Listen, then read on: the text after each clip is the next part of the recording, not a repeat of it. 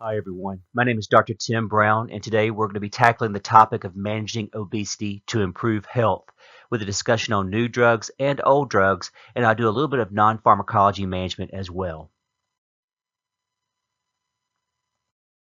As I mentioned, my name is Dr. Brown. I'm from the University of Georgia's College of Pharmacy, where I act as Director of Interprofessional Education and also a Professor of Pharmacology at Augusta University. I did spend about 26 years in private practice and primary care with a group of physicians, and a large part of my collaboration was dealing with chronic disease state management, which, of course, obesity was a part of that, especially in caring for folks that had diabetes. So I'm really going to try to attack this particular issue in a holistic approach and bring in some of the pharmacology so we can understand a bit more about how we can guide our colleagues in choosing optimal therapy for those that are looking to lose weight. I have no disclosures at this time. As I mentioned during the objective portion of this, we're going to talk about the medications and weight loss. We're also going to talk about the pros and cons of those medications. But more importantly, I hope to put all that in context of how to choose a medication for your patient based on their comorbidities and what's going on in their world so we optimize their therapies. And talking about non pharmacology, I want to take just a few minutes and review some of the newer thoughts when it comes to the etiology and pathology of obesity. A recent article in the American Journal of Clinical Nutrition really challenges this thought that we've had for decades that obesity comes from overeating and not exercising or being sedentary. In other words, we take in too much food and we're not burning off enough food with our activity level. This article published in this particular journal really challenges this and starts talking about something called the carbohydrate insulin model. It talks really much more about obesity being a metabolic disorder that drives how much we eat based on how we choose to gain our nutrients. It's an interesting concept because it changes our entire thought process that working out, lifting weights, running, whatever type of activity we talk about, which of course we know we should be doing 5 times a week for 30 minutes at a time to gain that magic 150 minutes, is supposed to lead to good heart health and also to increase the chance that we will maintain a healthy weight. This model and these authors talk about the fact that many times people are looking at how to gain nutrients. And in our society, because things have become so quick and we are looking for ways to grab food as we go through our daily lives, many of us have started to rely on something called highly processed carbohydrates. Now, in the past, we've talked about that model of the breakdown of how you should get your calories per day from proteins, carbohydrates, and fats. And we've nearly never challenged that aspect. As a matter of fact, there have been models that have looked at losing weight by reducing carbohydrates overall. I mean, we all know this, right? The keto diet, even looking at Atkins and those kinds of things. And the truth of the matter is, in talking about what these authors are discussing when it comes to non-pharmacologic management of obesity, it appears as though this carbohydrate insulin model kind of builds off of that concept, but really looks at the fact that when we take in complex processed carbohydrates, our body increases insulin secretion and suppresses glucagon secretion. This in turn signals our fat cells to store more calories. So it leaves fewer calories available for our muscles and our brain to go, oh, we're satisfied. We've got enough calories coming in. So the brain perceives that we don't have enough calories, and the hypothalamus then sends out the signal, oh my gosh, you're hungry. We need more calories. You need to eat more. So what's basically happening is the food that we took in tricked our body into saying that, no, we're not full yet. We need more food. And thus we eat. Now, so there is an overeating aspect to that, but it has nothing to do necessarily with the activity level. This also stems a bit more into what we're going to discuss in a few moments with the drugs that are being approved for obesity.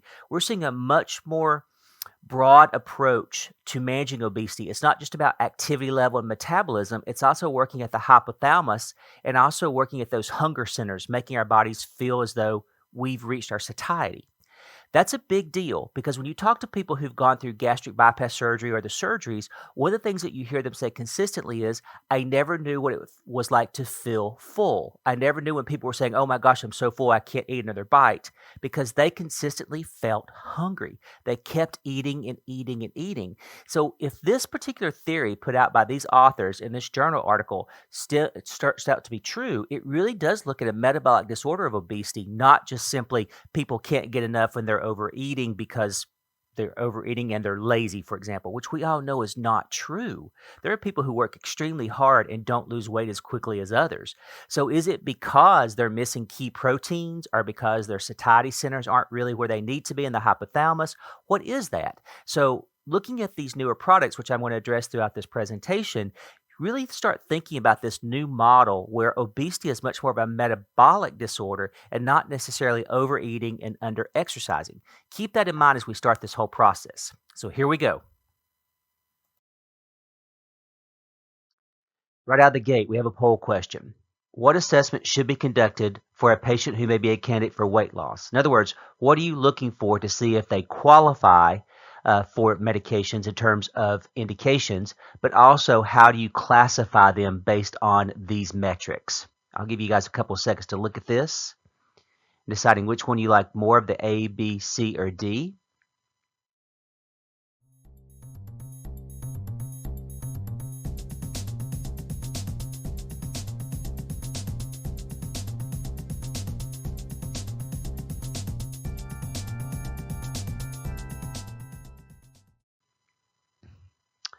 And for those of you who chose D, you're absolutely correct.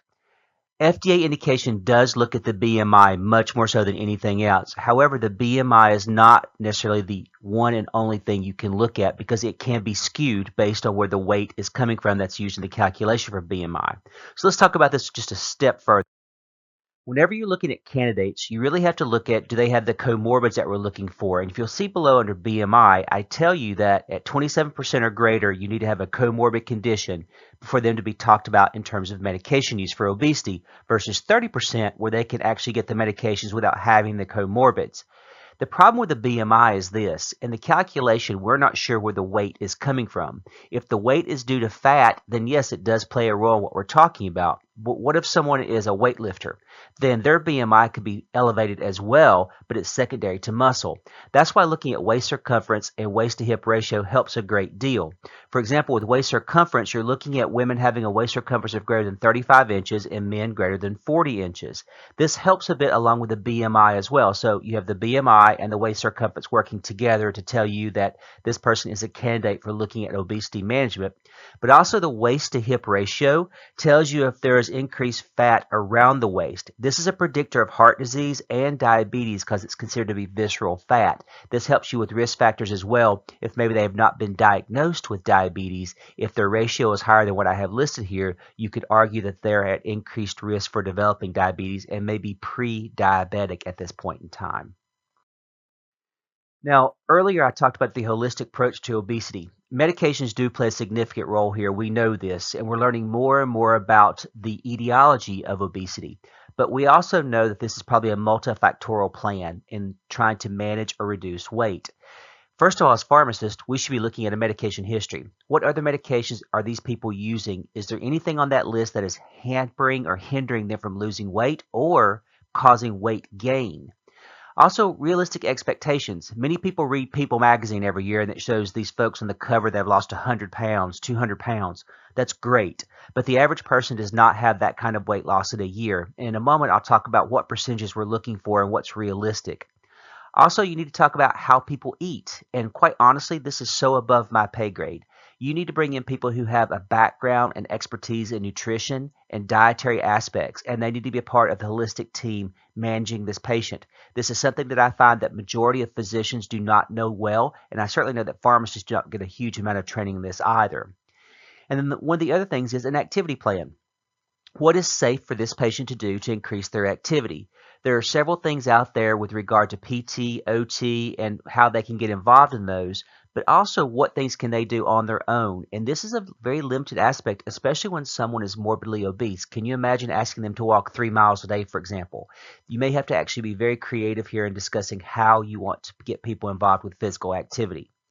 Also, in looking at all these things, what are your benchmarks? How do you keep people motivated? What things are realistic to look at to say, if we hit this goal, you're doing an amazing job. So you become a cheerleader, if you will, for these patients. And then in the end, we talk about medications and what can be used and not used. But remember, I just used medications as a second line therapy here, having all the other things in place as well before we even talk about medication or optimizing a medication choice for someone that is considered overweight or obese. Now, as pharmacists, I mentioned this earlier, you have to look at the background. What kind of medications are they taking for other disease state management? If there's anything on there that is promoting weight gain, we have to have a serious conversation about how to minimize that impact. So, a great example, atypical antipsychotics. We know that olanzapine has a huge amount of weight gain associated with it. Are there other choices that can be used here that do not have a weight issue? And you can see I've listed a couple there for you. Also, think about birth control. When women go on OCPs that are combinations, sometimes you see an increase in weight secondary to one of the hormones. Is it possible to look at a switch of those or even look at IUDs as a possibility depending on the weight that the lady is at and what works? We also know that topical and other types of birth control do not work well at weights over 200 pounds. So this is really a big discussion to be had overall when it comes to birth control. And then some of the other medications like beta blockers, for example, they may be needed, but there are ways to look at something that we can minimize by choosing a selective beta blocker as a pharmacist and helping guide those therapies. Overall, whenever you look at the approach to weight loss, it is, as I mentioned, looking at all these different aspects and sort of what goes on. But the big catch here, and look over the right-hand side, is the weight loss goal of 5 to 10% of the total body weight in 6 months. So we're not talking 100 pounds here. We're not even talking 50 pounds. Many times you're looking at a loss of somewhere between 10 and 25 pounds for a lot of these folks at a 10% loss at 6 months. And to be fair, 10% at 6 months is amazing. People are really doing a great job if they achieve this metric. Many times 5% is the goal, with 10% being looked at a year goal. But just so you know, it's a 5 to 10% loss around the 6-month mark of starting therapy and actually being engaged with all aspects of this, including the medication therapy at the dose recommended for weight loss. And we'll talk about titrations as we get into the medications. So for nutrition, this is probably the area where I by far am the weakest. So I'm not going to spend a great deal of time here because I feel like I don't have the knowledge to really educate you about this. I'm just going to give you a couple of tips that I've been reading about and put them into place so at least they can be in consideration as you work with other folks that have nutrition backgrounds. Every 5 years, the USDA and the U.S. Department of Health and Human Services develop guidelines on what the latest nutrition research says. They talk about how you should be looking at certain foods, beverage recommendations, how we should, if you will, pattern our eating with regard to where we get our nutrients from, whether it's fats, carbohydrates, proteins, those kinds of things. With that said, we have to look at what people are doing and what they're eating. And one of the ways I used to do this to get a feel is I would actually ask the patient to keep a journal of how they eat. Now, I have to admit, I didn't start medications usually for about 3 months after my initial visit, but in a moment, I'll tell you that you can actually start medications on the very first visit and the very first month if that's what you feel comfortable with or the person you're collaborating with feels comfortable. I did it because I wanted to get a feel for how serious someone was before they spent all this money on a medication that may not be covered by their insurance and has side effects associated with it. The choices have gotten better since I started managing obesity back in the day. So that changes a bit about the way I look at this now. But I would say that journal really gave me some insight on what people were doing. I found a lot of people did not eat that much at all during the day because they were petrified of gaining weight. And we found that by not eating as they should have, it decreased their metabolism. So really getting them in that referral area for the nutritionist and the dietitian to talk to them about what was good change versus bad change.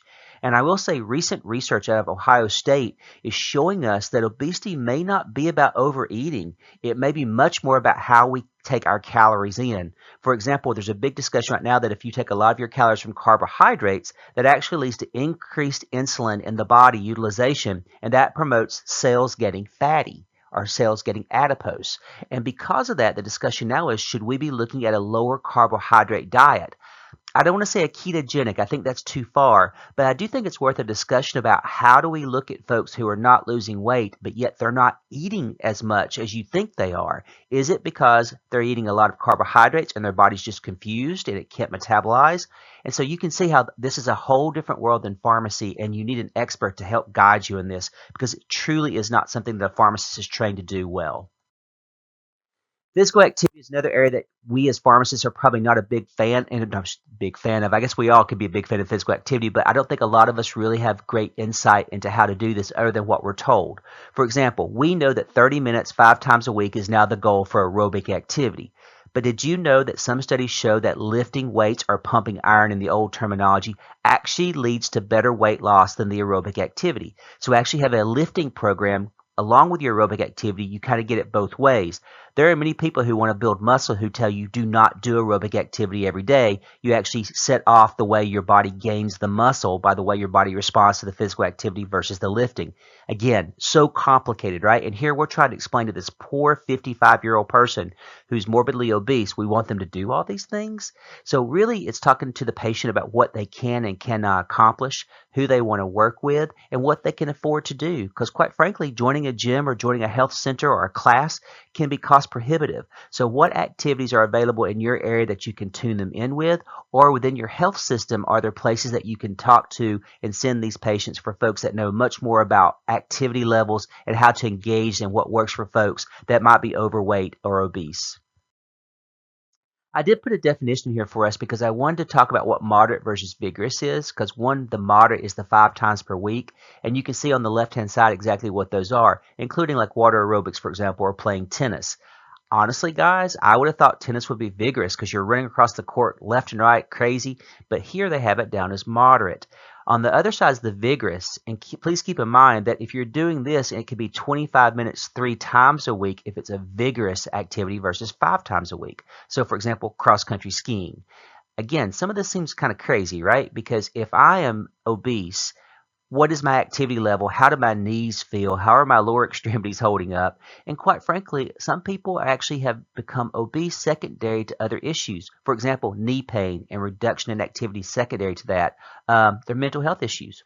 Or for some, food is actually a center for them that is beneficial because in some past portion of their life they may have been abused or hurt, and this is their way of sort of controlling who they are. There's a lot when it comes to obesity. It's not just about overeating, and I think we as pharmacists have to get over our biases of the fact that we're looking at obesity from a light of like, well, these people did it to themselves. That's not true. So when we're talking about physical activity and nutrition, we have to include this in our discussion with weight loss medications. But as again, I think this is bringing in people to the team, that interprofessional approach that know this way better than we do, and we will optimize the drug therapy once we have an idea of how to do physical activity and diet.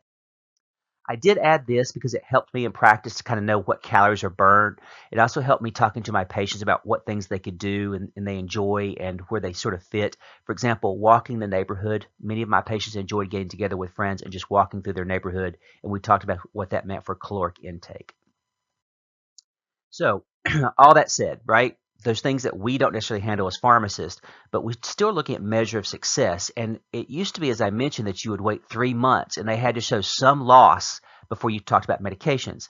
That's not true anymore. Really, there's been a big discussion about starting medications on that very first visit and choosing medications that fit with those comorbid conditions. And once again, when I get into the medications, we'll start talking about optimizing that therapy based on who's in front of you in terms of patient characteristics. I will tell you that when they first come to see you and you're talking to people, this could be a telehealth visit ongoing, but your first visit really should be in person because you want to get to know someone and you want to act as their cheerleader. What you're looking for in the first month, and really truthfully overall, most people will be losing about a pound per week or 4 to 5 pounds per month. That is a incredibly wonderful way to look at this. It's goal oriented, but yet it's not unrealistic. Also, keep in mind that the numbers aren't always the best way to gauge success, and we'll talk about sort of the different ways to look at success in a second. By the third month, loss should be between 3 and 5% using a non-pharmacologic method, and the waist circumference should be decreasing a bit. You can initiate medications, as I mentioned, in the first month, but 3 months may give patients more time to make those lifestyle changes that I just reviewed with nutrition and physical activity. There are many that actually want to motivate the patient and they'll start the medication early on to get that 1 pound off and give them a feeling of success. Others want them to do it without medications so they can actually do this and see they can go beyond medications because eventually some medications may have to be stopped depending on which one we're going to choose. By the 6th month of therapy, they should be looking at that 5 to 10% I talked about earlier. So they would have lost, for example, 3% to 5% with no drugs and then 5 to 10 with the addition of the medications. You could say by the 3rd month, you could set your goal at 5% more so than 10% if you started the medication early on. By the 12th month, 10 to 15% is amazing. It's awesome. If they are exceeding 15%, you have a gold star patient who's been working extremely hard. So we're looking here at percentages of loss, not necessarily using a solid number like 20 pounds or 10 pounds. It's the percentage of wherever their weight was when they started and how they worked through the course of the first month through the 12th month. And you can see the percentage that sort of expectations that are there and what's looking for. I bring this up because this is also the way the drugs were brought into the market by the FDA as benchmarks to show that they should be continued or discontinued based on what you see with regard to the loss that people have with percentages at these different months or times across the continuum for the first year. So, meat and potatoes. Let's get into the pharmacologic management. That's what we're all here for, right? So, second question. Which of the following patient characteristics has the greatest impact on medication selection when you're looking at that? A, comorbid diseases, B, renal function, C, age, or D, waist circumference. I'll give you guys a second.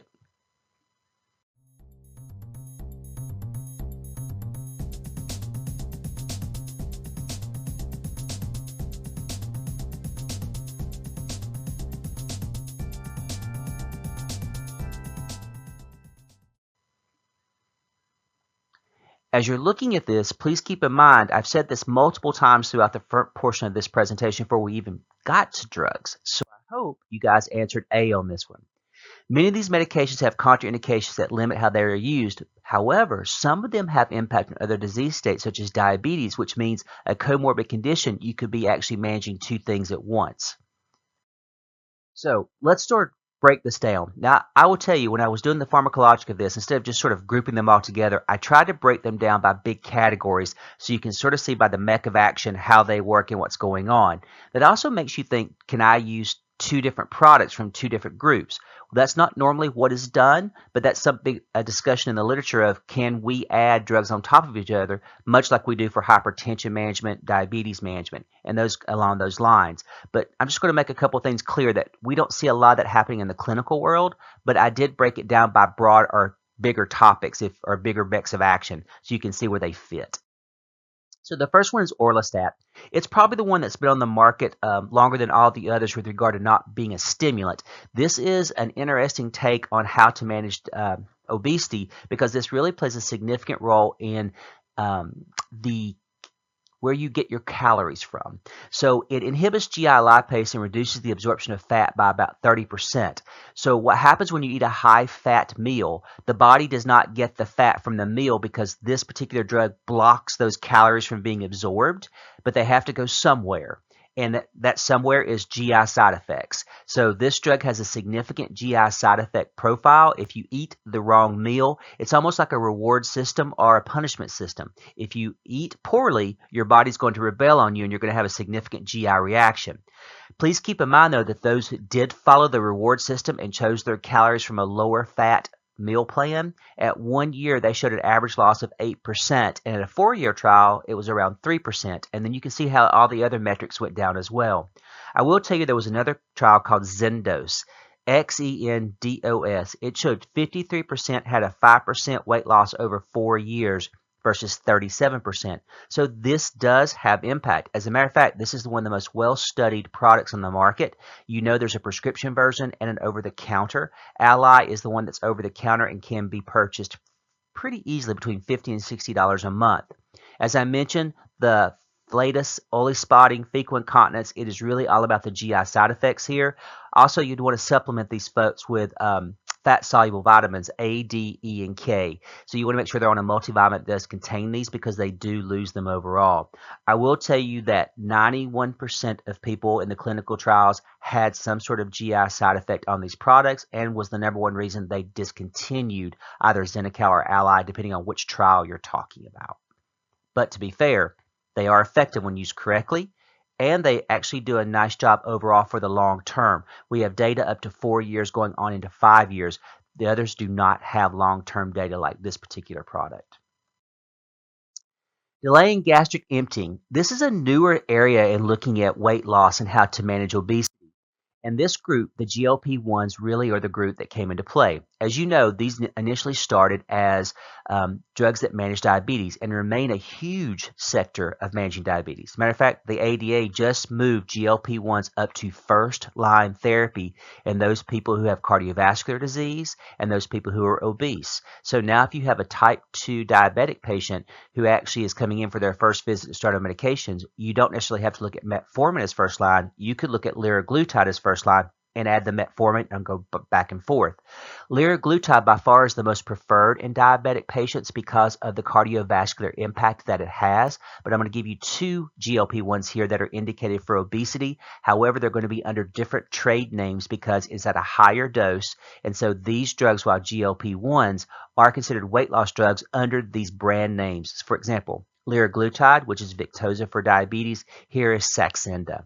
It works in the GLP-1 by slowing gastric emptying and reducing food intake, but it also works in the hypothalamus with the pleasure centers. So these drugs do have a neuro impact as well.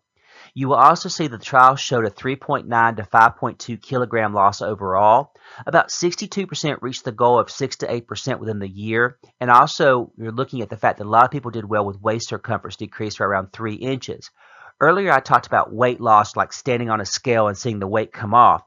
Keep in mind also energy level, how their clothes fit, how they feel. Those are all indications of success that you should ask your patient about, not just the number on the scale. So, for example, if I went from a size 36 waist as a gentleman to a 33, I would be over the moon. Even if it was a 5-pound weight loss, 5 pounds, like, oh, 5 pounds, but a 3%, a 3-inch loss on my weight, holy cow. So you can see how using those together, it really does help people see the success and how hard they're working.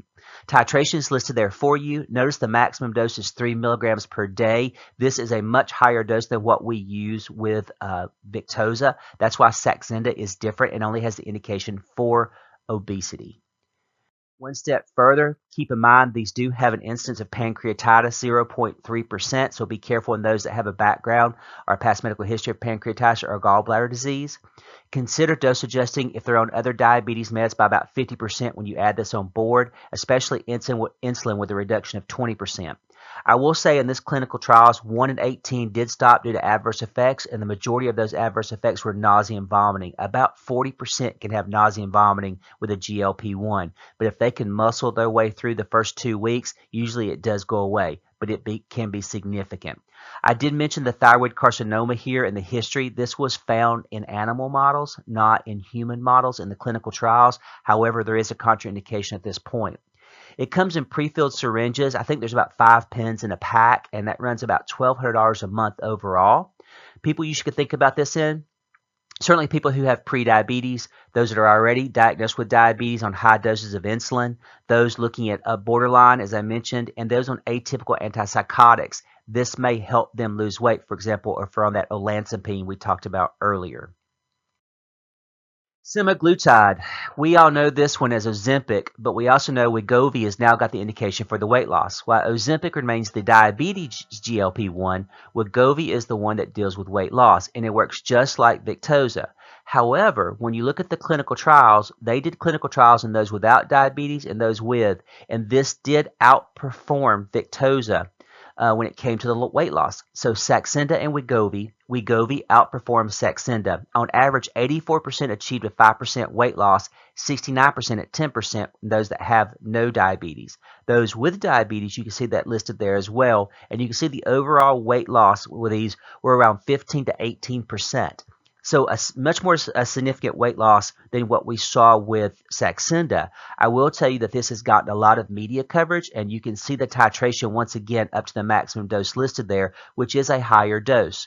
Now, many of you may ask me, well, we know that semaglutide now comes in an oral form. Yes, but the oral form has a difficulty with dosing because it degrades in the gut very easily, and they've really worked hard for that not to happen to manage diabetes. They cannot or have not been able to titrate up to a dose that is equivalent, if you will, to Wegovy. So at this point in time, the oral version of semaglutide is not considered a choice for weight loss management. So if you're going to look at a comorbid in this and the person happens to have type 2 diabetes, you might look at Ozempic as the choice and not the Rybelsus. Safety listed here for you, much like the other ones I've already talked about when it comes to Saxenda. It is $1,600 a month, and the same folks here would do well with this that would do with Saxenda. The only difference here really was the fact that it did show better impact overall. Now, while I'm here, and after I submitted these slides, I want to make you aware that another drug did come on the market called tirzepatide. Tirzepatide is actually what we call a twinretic. It's a GIP and GLP-1. And because of that, it actually was in a clinical trial with those with no diabetes, about 2,500 folks, and it showed a significant weight loss. 90% at 15 milligrams achieved a 10% weight loss overall from that clinical trial. If you want to go out and look that up, you're more than welcome. I did not include tirzepatide here because it was approved after I submitted these slides, but it is pending. It has great data. And again, it's a bit different than the GLP ones. This is actually a GIP/GLP. It's called a twinretic, and you're going to hear a lot about this class, not only when it comes to weight loss, but I think you're going to see a lot when it comes to diabetes as well. Please keep in mind that right now GLP-1s have moved up to first-line therapy. The twinretic that I just mentioned, I don't know where it's going to be in therapy yet because it was approved after the ADA update this year. Appetite suppressants. Third question. Why are phentermine and diethylpropion indicated for short-term use? You can see the answers that are listed there for you. Why do you think phentermine and diethylpropion are indicated for short-term use when it comes to weight loss or obesity management? I'll give you guys a minute.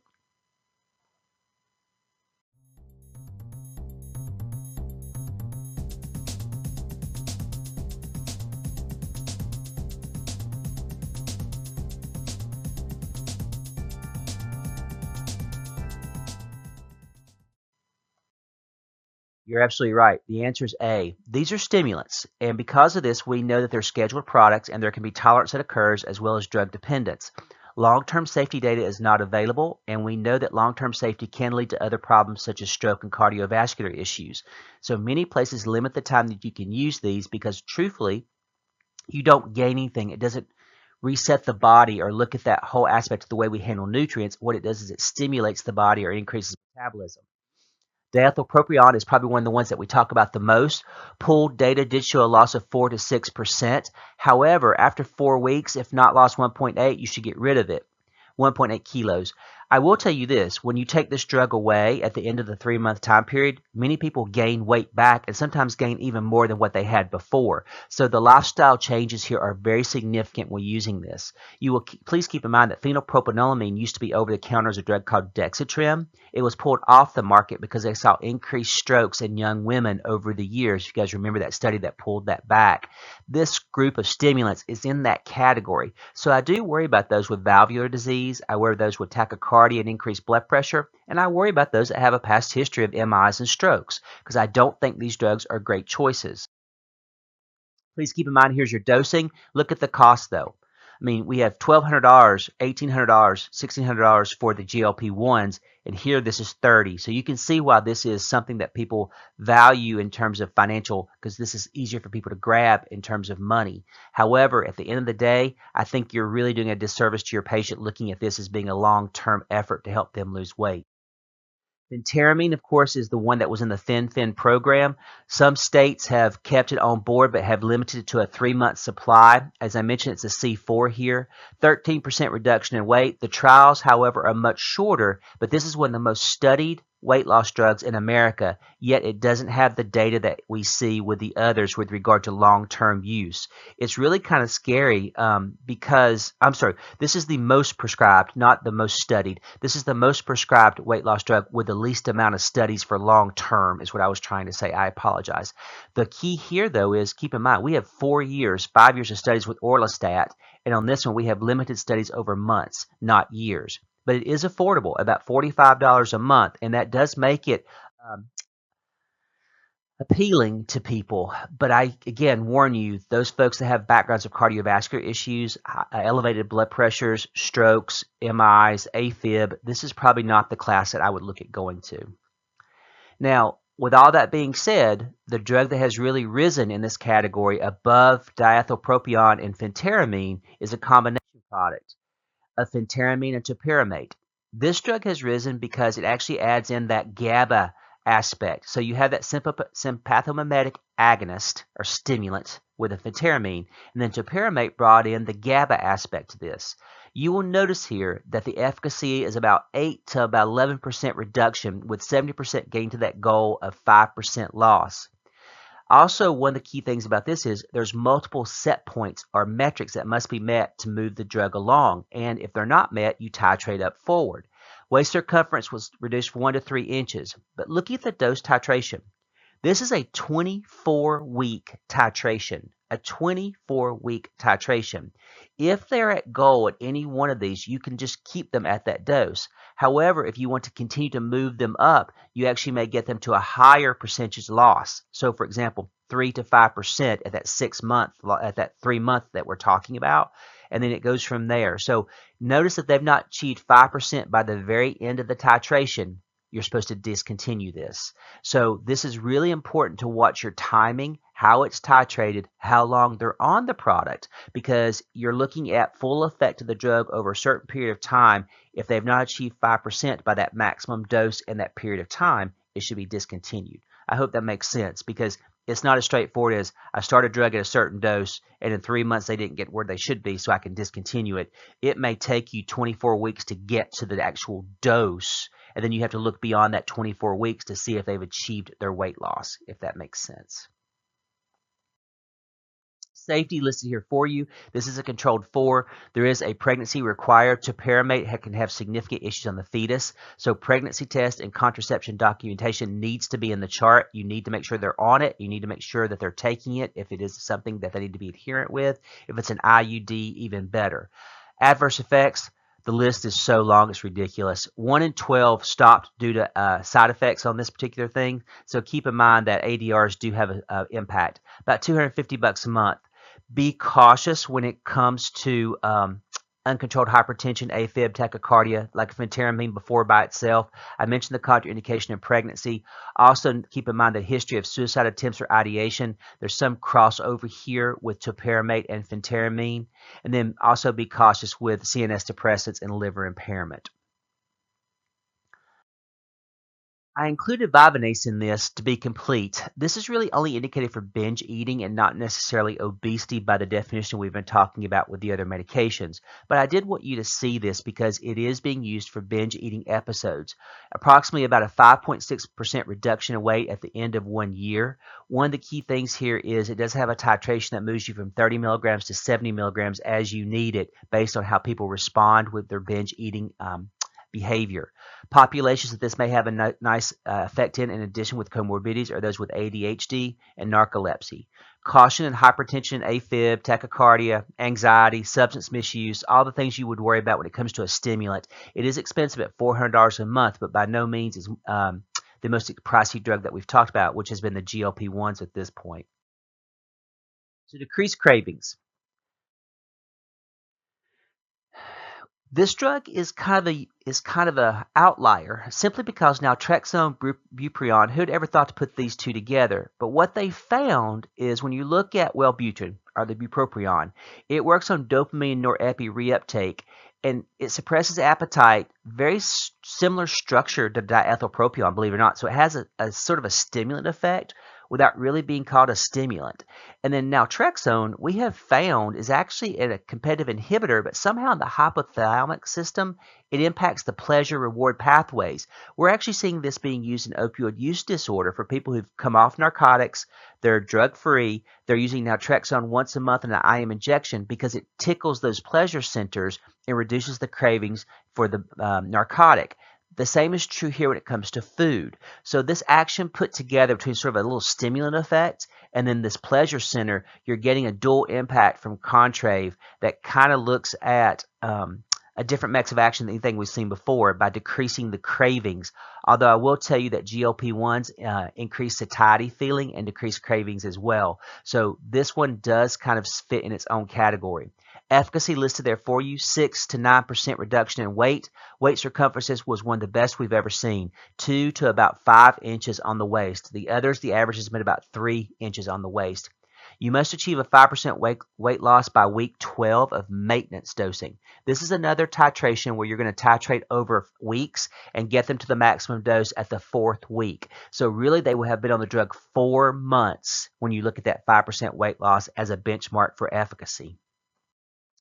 Safety is listed there for you. I have 50% dropped out of trials secondary to the side effects that were there. I saw in another clinical trial that it was 24%. So we're going to say 24 to 50% dropped out of trials secondary. And to the two biggest side effects were nausea and vomiting and headache.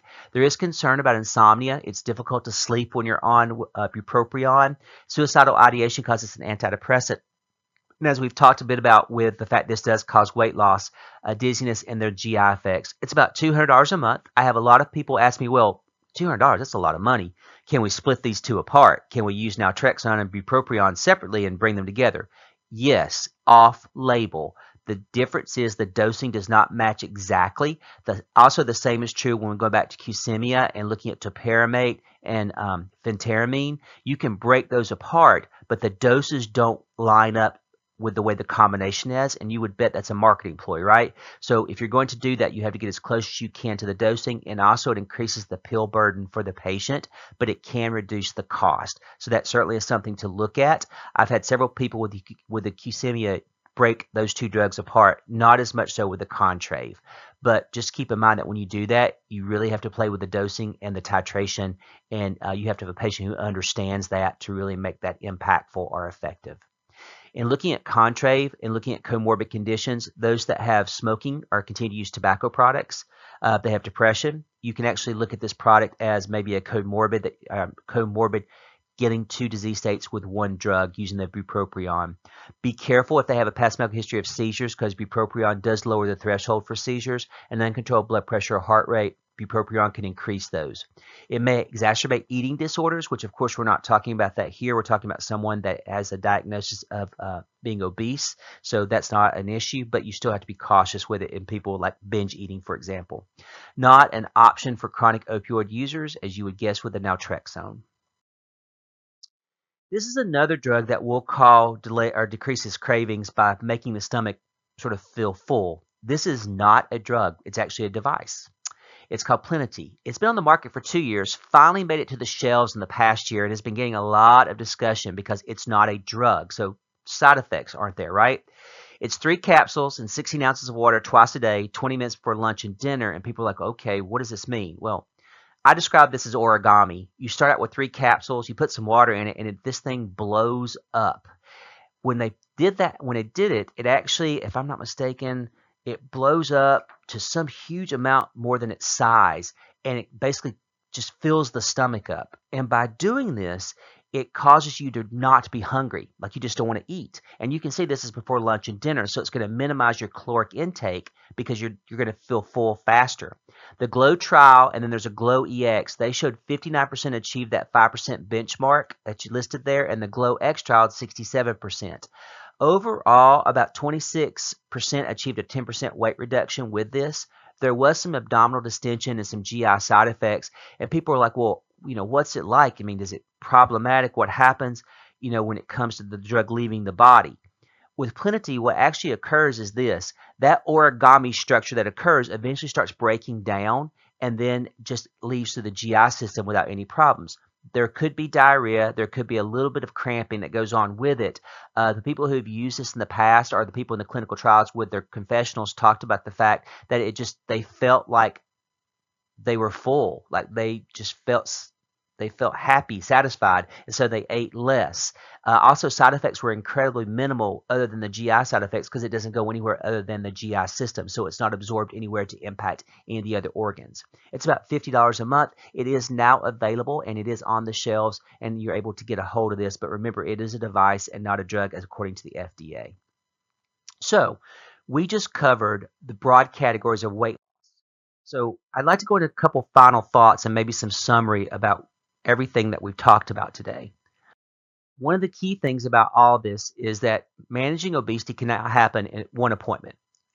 I think with telehealth and telepharmacy, that gives a great touch point where you can talk to your patients every week, every month, however that works and what's set up for you. But really for the patients, it's a big emphasis on lifestyle. Like what are they doing? How are they eating? What's their activity level? And that really is beyond medications. And so having these telehealth or telepharmacy appointments are important, but also they need to have appointments with the other experts as well. And it could be a team appointment, if you're in that system that allows that to occur, or these folks may be seeing different experts on different days. So they can talk to one person about the activity level, one person about their dietary changes, and another about their medications, with our physician colleagues maybe being the quarterback of the team. I will tell you that don't be afraid to talk to the other experts, learn from them. Also, don't be afraid to look at your patient and say, I'm not sure what to do with that. I'm going to make sure we talk to so-and-so who's also working on our team so we can be on the same page. Above all else, be a cheerleader. If someone loses a pound, that's amazing. They've lost a pound. Let them know how great that is. Many of these folks are coming in with mentality that this is never going to work for them. They already have tried multiple things and not been successful. This is really a time for everybody on the team, including the pharmacist, to be a cheerleader. Medications or adjunct therapy, as I mentioned earlier, we can start using them almost immediately, or you can wait to 3 months, but they are probably going to play a role here unless you have a patient who has an epiphany and really does change their lifestyle and can really get in the door and get some things done with weight loss. It happens for some, but not for all. And then, as we've talked about throughout all this, as the pharmacist, you should be looking to optimize medication therapy by choosing products that take care of the obesity, but possibly even manage other disease states these people may have. That way, they're getting a lot of bang for their buck when they're spending the money. Also, it helps with insurance coverage, quite frankly. What barriers do we have? Well, there's a lot. One, expectation. I'm going to come see you and I'm going to lose 50 pounds by December. Well, that's not true unless there's you're one of those people that really are the outlier from the group. It's a big discussion about how this works. Also, a discussion about what medications they're already on. Should we be looking at moving medications around? I talk a lot about atypical antipsychotics during this presentation, but please keep in mind that there are a lot of drugs that cause weight gain, insulin being one of them. So there's a big discussion about how do we minimize that and how do we set our patients up for success by not, giving them drugs that cause weight gain when we're trying to tell them to lose weight. Keep in mind that many physicians do not have training to develop a comprehensive weight loss plan, but they have the ability to quarterback a team and pull experts in from every area, including pharmacists. Money. Let's face reality, to eat healthy is expensive. Also to join a gym, all that is expensive. So we're looking at ways to do this on a budget that's also going to require some help in the community and within your health system. Eating healthy in general is difficult. So even having those dietary folks on board trying to figure out how you can look at caloric intake from a traditional source and how to, choose wisely, if that's the way to say it. And then also keep in mind that when we're looking at weight loss and monitoring parameters, that you should really be looking at how clothes fit, energy levels, how they feel, their mental health. All those are metrics in addition to the BMI and in addition to the actual pounds that you see on the scale. And then lastly, for pharmacists, medications are not benign. Choose wisely. Choose those that work for the patient well, and make sure you explain what some of the side effects and problems are so people are not surprised when they have a GI side effect on a drug and go, oh, I must have an allergy to this. No, that was expected. I want you to be aware of what's going on, and I want you to have a decision if this is a good drug for you or not, and make the patient a part of that team that I was talking about. So what can we do? Well, we can set realistic expectations. We can engage and create that interprofessional team. We can talk about the non-pharm approach, even though we're pharmacists. And then we can bring in the pharm approach and optimize therapy and make sure that everyone understands the best drug or the best medication for our patient. Also, keep in mind that not everybody we talk to will be a candidate for medication. Contraindications and comorbids may actually rule out the use of these medications, and we have to be the person that actually sets that boundary and talks about what to do. Also, seeing patients on a routine basis, not every 6 months, but every month, to assess progress is a huge deal. And many times pharmacists can do that because they see patients more frequently than anybody else. If you're working in the community setting, you know this way better than most of us who work in the health system. You see your patients all the time. Pulling them aside to ask how they're doing and then actually giving them a lot of kudos and cheerleading, that positive reinforcement goes a long way from people they respect, such as their healthcare providers, and pharmacists play a role as a healthcare provider. Now, We've covered a lot, and I get that. So what I did was I included an algorithm at the end of this presentation in the slide set so that you'll have it. Also, I want you to be able to go through that and look at it at your leisure and make sure you know what's going on. I'm not going to cover this today, but you can see that it pretty much is a graphic of what we've talked about with each of the drugs and things that we should look at with comorbids.